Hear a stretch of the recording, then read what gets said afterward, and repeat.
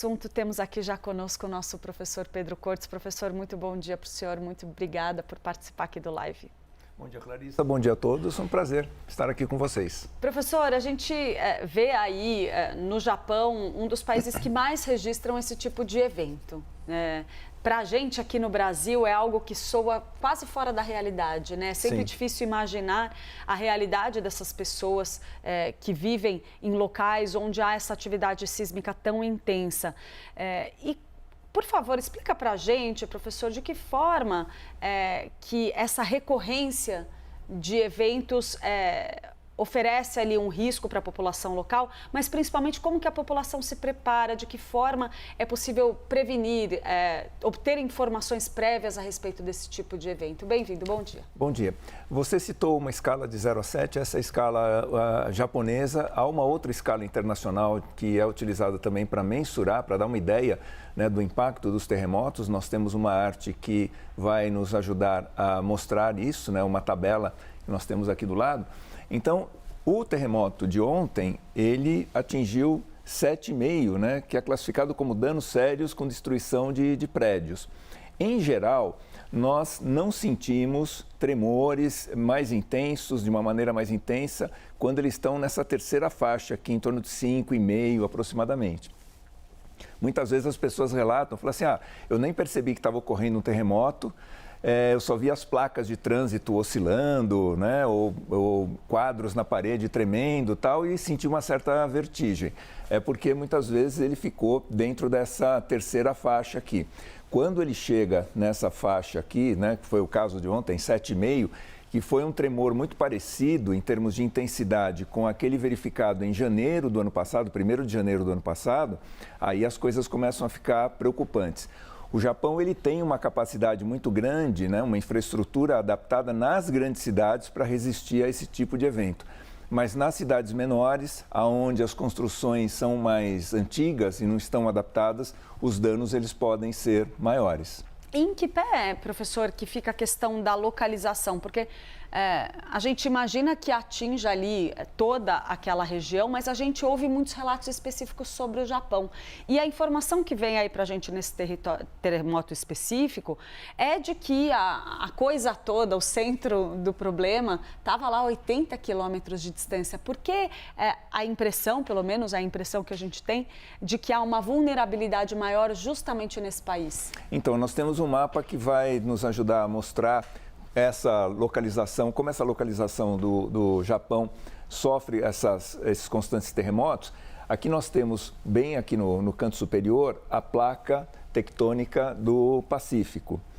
Aqui embaixo nós temos a placa tectônica das Filipinas. Reparem que são placas, elas estão mais baixas do que essa outra porção aqui, que é a placa eurasiana. Essa placa do Pacífico, ela entra por debaixo, ela vai se movimentando, ela vai colidindo com a placa eurasiana e vai entrando por baixo dela. Repare que aqui nessa borda, ela está um pouquinho levantada. É o enrugamento pela colisão das placas, tá? Isso faz com que a gente tenha um aumento da borda da placa, que é exatamente onde surgiu o Japão. O Japão, ele é fruto dessa atividade sísmica ao longo de milhões de anos. E isso faz com que os terremotos sejam recorrentes. Como é que acontece o terremoto? Nós temos aí a colisão das placas, isso gera uma tensão muito grande nas rochas. Essa movimentação é da ordem de alguns centímetros por ano.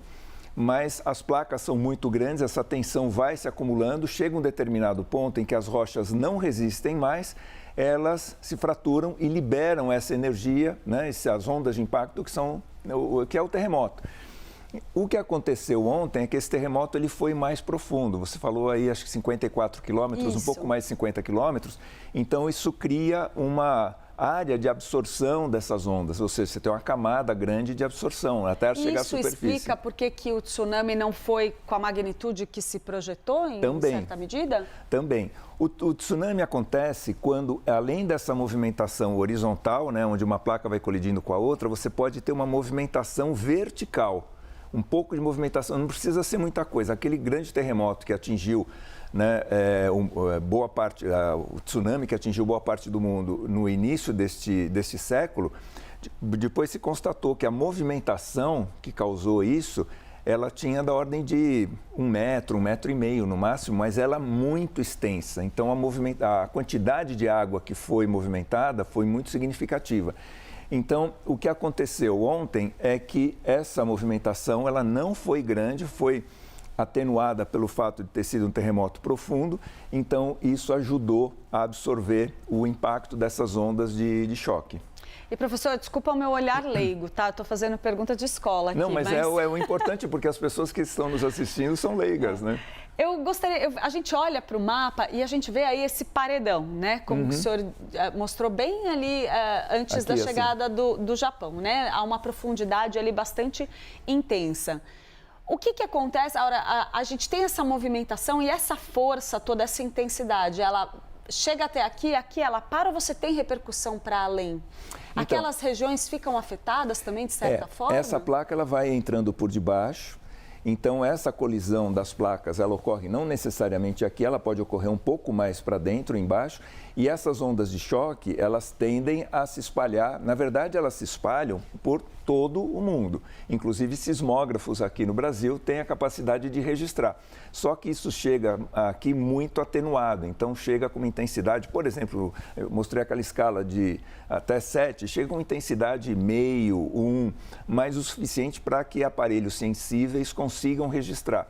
E a partir dessas diversas estações sismográficas, a gente consegue determinar aonde foi a origem, mesmo antes deles relatarem, né? Porque você tem sismógrafos em vários lugares do planeta. Então, assim, essas ondas de choque, elas acabam repercutindo também em outros países. Então, é possível, por exemplo, que na Coreia, eles tenham sentido um tremor na escala 3, por exemplo. Então, as pessoas não chegam a perceber, mas os sismógrafos conseguem detectar, olha, teve aqui uma movimentação um pouquinho maior do que seria esperado.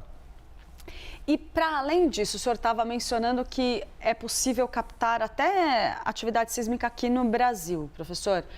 Com o tempo, o passar dos anos, a gente está vendo essa atividade se intensificar? Existe a possibilidade de a violência, a força desses movimentos aumentar e no futuro próximo afetar com mais intensidade, seja essas regiões ou outras, ou quem sabe um dia até algum tipo de abalo sísmico chegar com mais intensidade aqui no Brasil? Veja, essa é uma pergunta recorrente, é uma dúvida frequente das pessoas, mas na verdade essa quantidade de terremotos, ela vem se mantendo estável. O que a gente tem hoje é uma maior divulgação por parte da imprensa.